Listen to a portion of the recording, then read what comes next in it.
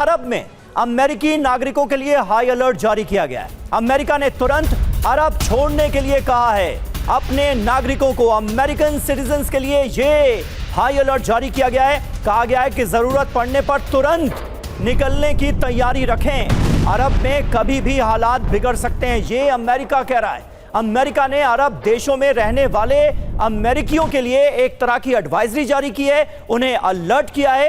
कहा है कि हालात कभी भी बिगड़ सकते हैं, तुरंत अरब से निकलने की तैयारी रखें।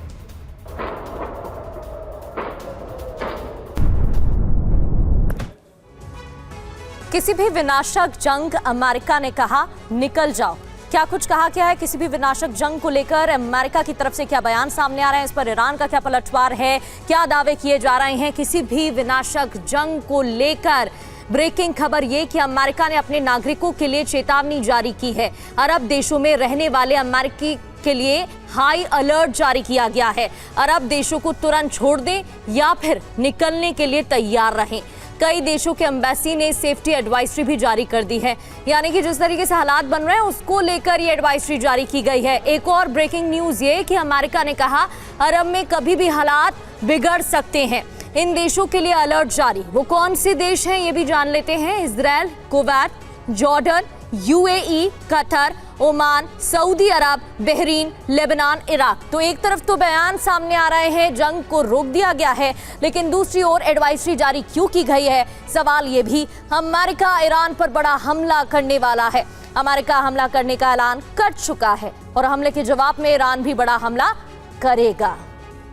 और हमारे साथ सिवाज सर भी मौजूद हैं। सिवाज सर, डोनाल्ड ट्रंप का जो ताजा बयान है वो अभी अभी आया है। जो उनकी पोस्ट है वो थोड़ी देर पहले की है, जिसमें उन्होंने कहा है कि बड़ा हमला जो होने वाला था वो हमने टाल दिया है। लेकिन हम अभी थोड़ी देर पहले ही जिक्र कर रहे थे कि अगर ईरान पर हमला होता है तो कैसे उसका खामियाजा खाड़ी देशों को भुगतना पड़ेगा। तो मुमकिन है कि खाड़ी देशों की तरफ से ये दबाव पड़ा हो अमेरिका के ऊपर कि आप ऐसा नहीं कर सकते क्योंकि अंजाम आपको नहीं हमको भुगतना पड़ेगा, और उसी सिलसिले में पहले ही एडवाइजरी जारी की गई हो और अब हमले को टाल दिया गया हो। आपका अपना एनालिसिस क्या कहता है? हाँ बिल्कुल, देखो एक बात माननी पड़ेगी सबीर कि जो एयर डिफेंस सिस्टम दिया था इन खाड़ी के देशों में, चाहे वो पेट्रोइड मिसाइल सिस्टम या third atomic high altitude air defence system, उनके इंटरसेप्टरों में भारी कमी आई है। उसमें 30% के करीब रह गया। उसको दोबारा कूप अप करने के लिए 2-3 साल लगेंगे।